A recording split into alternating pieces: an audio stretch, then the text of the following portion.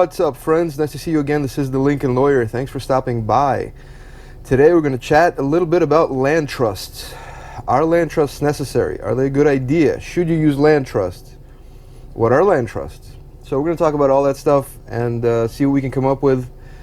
Land trusts may be used. I'm going to start off with the conclusion.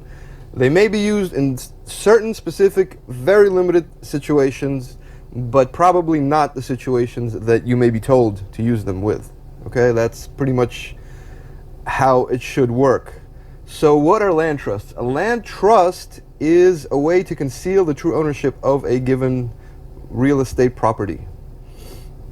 So the deed will state the trust name and the trustee name and address publicly. They will not have the beneficial owner of the property, the true owner. So that's pretty much how they generally work in most states. So you can either hire a company or you can name somebody else as the trustee. If you name yourself trustee, that kind of defeats the purpose. So you pretty much would have to name somebody else. You cannot name an LLC trustee unless they are a licensed trustee by the state. So you can't have an entity that is a trustee. It has to be a person unless they are a professional trustee that is licensed and bonded, etc. And you have to pay for that, obviously. So does that conceal the true ownership? I mean, potentially it may, but let me just say that if somebody wants to find the owner of the property, if they already have the property, or if they want to find your assets as an individual, then pretty much no avoiding that. Okay, so the trust is not going to help you there. So let's say, for example, they have the property already. Somebody slips and falls, they want to sue the owner, whatever, for whatever liability, and they want to know the owner. Well, that's easy to find. There's no way to stop that. There's numerous ways. A tax assessor, they can go to the county records. If there's a mortgage in your name personally, if the property was ever transferred in your name personally before it was transferred into a land trust, it's going to be there. They can go to the seller. Who'd you sell the property to? Who'd you deal with? Can we have their contact information? They can make something up, whatever. Oh, we have some important documents for them to sign. We're doing insurance, whatever. We need to contact them, reach out to them, etc. So, why would they not provide any information? So it's easy to find the owner. That's not going to help you. Remember that a land trust does not provide any limited liability. That's absolute fact.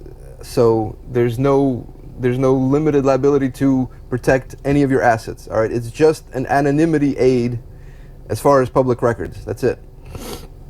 So let's say they have you as a person. A creditor has you as an individual, and they want to go after your assets, after your property, and they're doing a background check for all your an asset search. Can they find the property? Well, potentially. You got to remember that your personal information is out there. I mean, it's floating out there. It's being sold and resold. It can be sold by the bank, whoever gave you the mortgage. So, you never know. It'll probably be out there. So it can probably be found somewhere. Somebody's going to, data aggregators, data scrubbers, they're going to have that information, and a basic asset search is going to discover that potentially property was transferred in your name and then out of your name into a land trust or something. Or, there's a loan outstanding on the property. You're associated with that property somehow. Remember, if they want to sue the property, they have the trustee.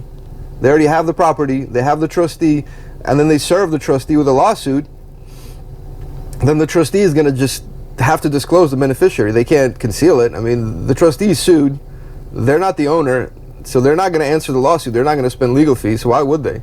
So they're going to just disclose, through discovery, the beneficial owner. They're not going to hide it. I mean, they're not under any obligation to conceal the owner.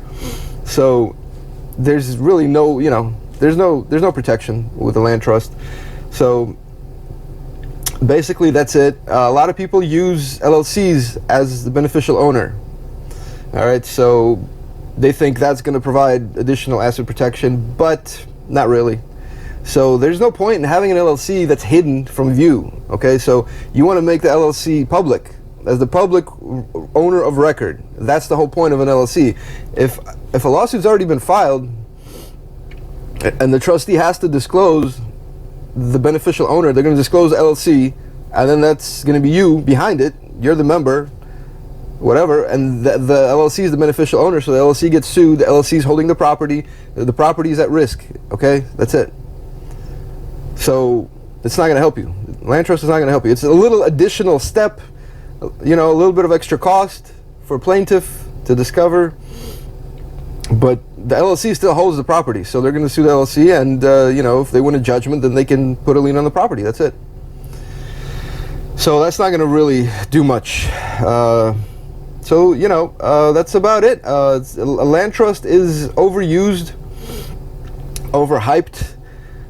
You pretty much want to put the property directly in an LLC. That is the safest way to go. That's a commercial loan. You know, it'll have separate interest rates. It'll have a separate down payment, have separate terms. So that is the safest way to do it. But if it's a residential loan and you put it in your name and then you put it into a land trust, and it doesn't even go directly into a land trust, then there's really not much point to doing that, except in this one limited situation. So for example, some states have transfer taxes, okay, like Florida, unfortunately, and you have to pay a tax on every transaction. It's called a documentary stamp tax, and it's a certain percentage of the transaction, and it can be very expensive. So if you bought the property, you're already paying the tax. And if you want to transfer it into an LLC, you got to pay the damn tax again. That's bullshit. Even if you own the LLC. But if you transfer it into the land trust, then there's no tax. That's an exemption. So in that situation, okay, maybe a little benefit for anonymity. If somebody just does a superficial asset search, they may not find it, potentially, but chances are that they will. Because it's so difficult to conceal any assets. So a land trust is still not going to give you any limited liability, and if you're sued and they find the asset, then that asset is subject to a lien. So again, LLC, direct transfer into an LLC is the best way to go. The second best way is if you take it in your personal name and you transfer it into an LLC. Now you either have to pay the tax, or you know, it's tax-free in some states. So that's fine too. And if you put it into an LLC, that is much better protection than putting it out of your name into a land trust. So just go directly from your name into a land trust or directly into an LLC. That's just the best way to do it.